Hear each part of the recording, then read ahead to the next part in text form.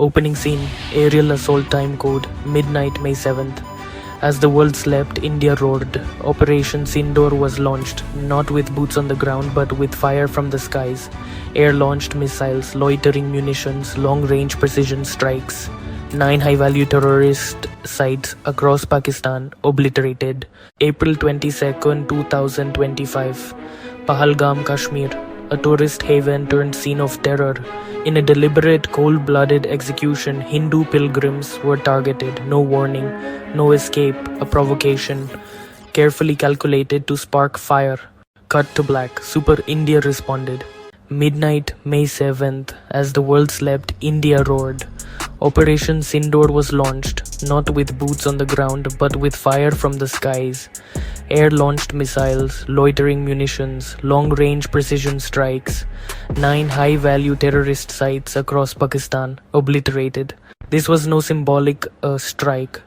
This was not Uri in 2016, nor Balakot in 2019. This was Sindoor, a declaration of India's new military doctrine.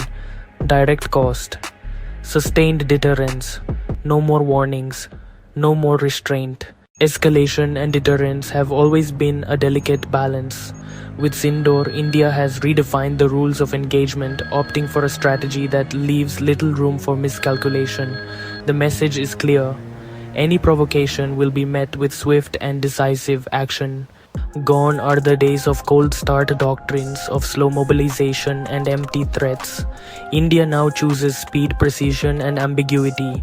Thanks to years of preparation, Rafales armed with Scalp cruise missiles, Harop loitering drones and S-400 air defenses. India struck without crossing the line into full-scale war, but this time Pakistan struck back. Operation Banyan Marsus, drone swarms, missile launches, a 4-dated for that escalation not seen since 1971.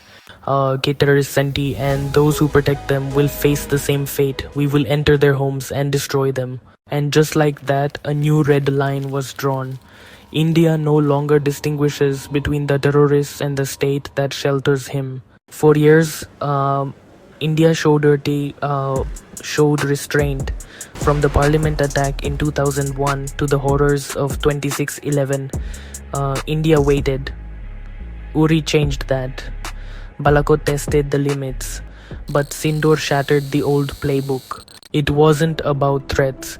It wasn't about symbolism. It was about damage. Crippling terrorist capabilities, forcing Pakistan's proxies to stay on the run, making every hideout a target. This is not just deterrence, it's attrition. The cumulative effect of these operations has redefined the strategic landscape. But with every action, there are new challenges, future threats will evolve, and so must our responses. The story of Sindoor is not just about the past. It's a blueprint for the future. India has embraced a new concept too, cumulative deterrence, inspired perhaps by Israel, not changing enemy minds but destroying their ability to act. 100 terrorists, dozens of facilities. The message was loud, there is no place to hide. But this strategy isn't without cost. Each retaliation ties India's hands for the next time. Every promise to strike back limits future diplomacy. Escalation is now just one mistake away, and the enemy is learning.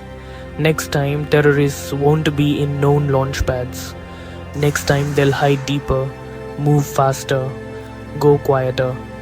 India's intelligence will have to evolve. Its precision will have to sharpen. Even in peacetime, shadows move. Unknown gunmen silence enemy voices. Balok rebels strike from within. The war is no longer limited to borders. It's everywhere. Yet for all its strength, Operation Sindoor is a strategy of containment, not victory. It won't end terrorism, it won't bring peace, but it may, just may, buy India the one thing it desperately needs: time.